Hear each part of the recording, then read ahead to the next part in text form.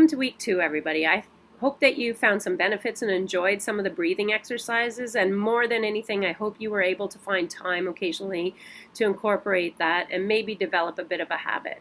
However, if you did find after a couple of days that your body started to sort of resist taking a few seconds to do some breathing exercises, they sort of seemed dumb, you're a little reluctant to do them, there's actually a reason for that, and that's because as you start to peel the stress away from you, your body has a chance to feel other emotions that the stress has not only covered up for you, it allowed you to push those other feelings down, not deal with them, and in a way it's a bit of a preservation that the stress provided for you, so it's okay.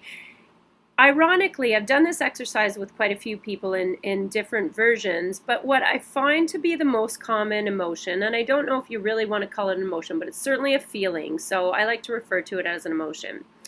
And it's tiredness or overwhelm or a bit of a burden, weight on your back. That's what people start to uncover as they get rid of the stress. So in a way, the stress has been a bit of a self-preservation for you. You didn't have time to feel that tiredness or overwhelm. There's too much going on. So the stress helps to boost your adrenal system, give you more energy, and allows you to suppress that feeling of tired so that you can deal with it later. The problem is we sometimes don't get to the later. So you may be noticing this resistance to do the breathing because this is what you're uncovering. And it's all okay. Your body is trying to protect you. It's trying to give you the power and motivation to keep going. It's just that if we never stop and acknowledge that, then we're kind of depleting our systems all the time and never refreshing them. So you will find that breathing will do a bit of refreshing, but there may be resistance for this reason. So what we have to do to acknowledge that is you still continue your breathing exercises. You take your deep breaths. You may even want to try and build on those. So you may want to try and take longer breaths in, hold that breath for a longer period. And you always want to make sure that your out breath is as long as your in breath, if not even longer, and that you're pushing it all out when you're doing it. Those are the keys to it, but you can challenge yourself in trying to make parts of those components longer and taking more time for them. But then you also have to acknowledge the feelings that are coming about while you're doing this and after you've done it.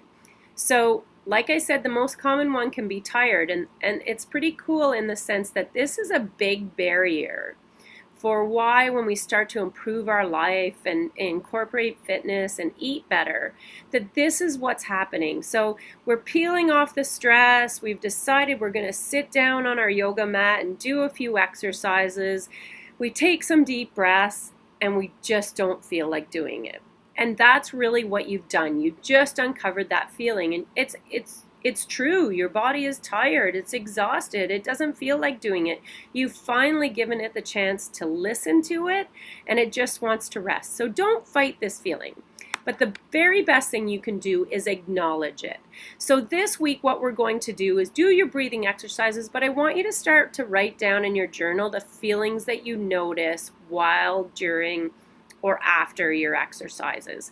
And if tiredness is one of them, it's even more important to do more breathing exercises because that oxygen will start to rejuvenate your body. And if anything, I want you to just simply say or acknowledge, I'm tired. My body's tired. I'm doing a lot. I've done a lot.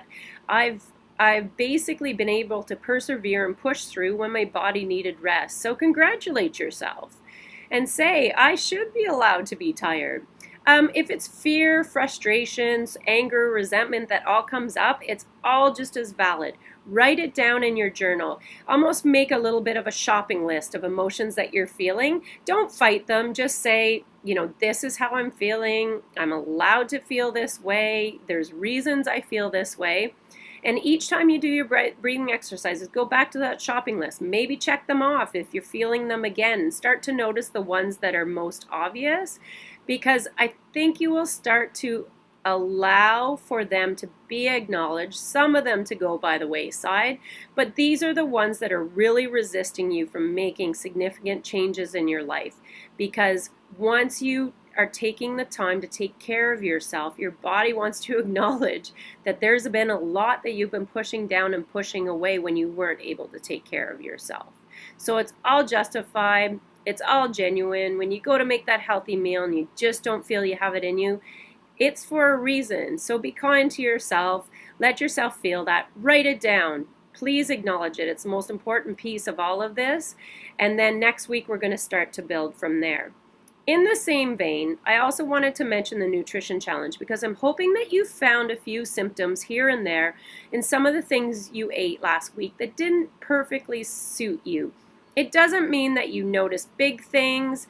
You may eat some of those things in another week or two and then notice symptoms. Sometimes you'll notice symptoms more in the morning than you might at night. So don't worry that you need to, have noticed these big significant things with everything you ate last week. But I want you to take the pieces that did maybe show you some truth about how certain foods serve you, and we're going to try to push those later in the day or avoid them a little bit. We're not eliminating them from our diet, so please do not consider that anything has to be completely eliminated from your diet. But I do believe breakfast is the most important meal of the day, but I also believe that it doesn't have to be eaten the second you wake up. It doesn't have to be eaten before you head anywhere. It could be something you do slowly and gently over the morning. It can be something you do much later in the morning. It could be something you push back way late in the day. It also can just be stuff as simple as berries that fuel you. So look to the attachment that I've included with this email, and it will give you some ideas so that you can look to maybe alter your breakfast eating patterns, alter what you eat in the morning. And please send me any questions you have about the foods you ate or the symptoms you felt last week or challenges you're finding with altering your breakfast.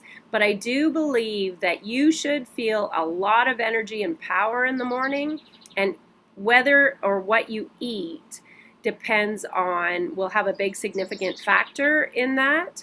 And so I think that we can make subtle modifications to do that. So send me your questions if you're finding any of this complicated or difficult or simply not working for you, because it's very different for everybody. So I can't give one recipe out there and say that it'll work for everybody, but as you gather more data, and then in your journal, write down the things that work for you. Some people really like to eat berries, then nuts throughout the day, and then move to a salad just before lunch or at lunch.